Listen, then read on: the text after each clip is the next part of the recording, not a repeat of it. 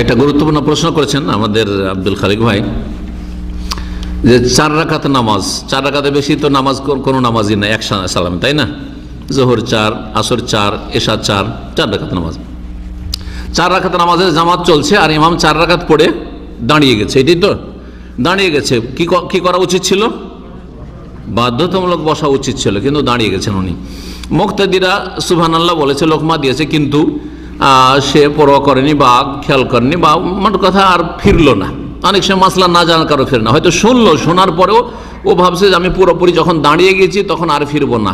না, 4র্থ রাকাতের পরে যদি দাঁড়িয়ে গিয়ে থাকে, যেহেতু 5ম রাকাত কোনো নামাজ নেই, একসাথে 5 রাকাত বা 6 রাকাত নামাজ নেই, সুতরাং এখানে বাধ্যতামূলক বসতে হবে। যদিও সোজা হয়ে পুরোপুরি দাঁড়িয়ে যাক না কেন, ইমামকে কি করতে হবে? ফিরে চলে আসতে হবে, বসে যেতে হবে। যদি ইমাম বসলো না, এখন মুক্তাদিরা কি করবে? হ্যাঁ, মুক্তাদিরা ইমামকে এখানে ফলো করবে না, কারণ ইমামকে যদি ফলো করে 5ম রাকাতে উঠে যায়, তাহলে 5 রাকাতের কোনো নামাজ নেই, করবেটা কি? সুতরাং ওখানে বসেই থেকে যাবে, ওরা বসে থেকে যাবে। আর ইমাম ভুল করে যদি এরকম চলতে থাকে, চলুক, 1 রাকাত ও চালাক, আর তারপরে ফিরে আসবে অথবা মাঝখানে ফিরে আসবে, তারপরে তার সাথে ইমামের সাথে সালাম ফিরবে। ইমামের সাথে কি করবেন আপনারা?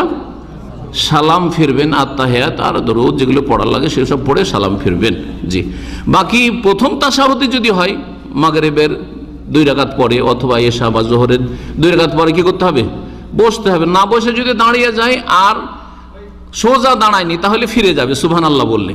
আর সোজা যদি দাঁড়িয়ে গিয়ে থাকে, তাহলে আর ফিরে আসবে না ইমাম, তখন আপনাদেরকে ফলো করতে হবে। ইমামকে যখন চলেই গেছে সোজা হয়ে, তাহলে তার অনুসরণ করতে হবে। আর এখানে এই যে বৈঠকটা, তাশাহুদের বৈঠকটা ছুটে গেল, এটা হচ্ছে ওয়াজিব। এটার ঘাটতি পূরণ করা যাবে সজদায়ে সহ দিয়ে বা সহ সেজদা দিয়ে, সহ সেজদাতে ঘাটতি